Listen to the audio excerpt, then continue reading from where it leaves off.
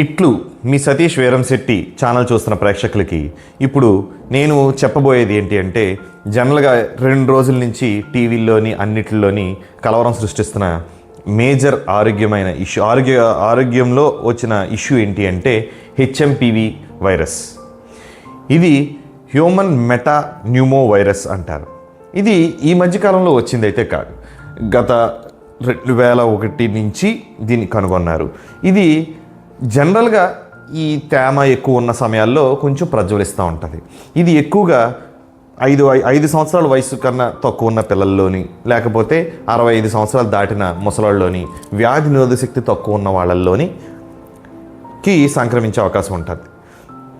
ఇది ఎయిర్బార్న్ డిసీజ్, అంటే గాలిలోనే వ్యాపిస్తూ ఉంటుంది. సో దీన్ని ఎలా అరికట్టడం అంటే జనరల్గా కోవిడ్-19 అంత ప్రమాదకరమైన వైరస్ అయితే కాదు.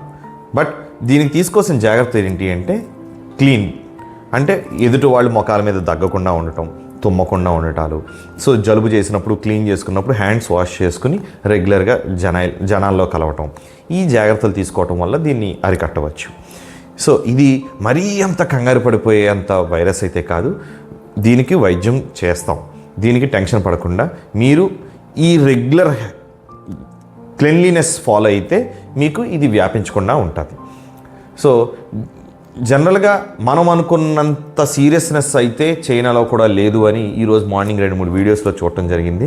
సో కంగారు పడద్దు, ప్రశాంతంగా అందరూ బంధుమిత్రులతో సంక్రాంతికి హ్యాపీగా ఉండండి. Thank you all.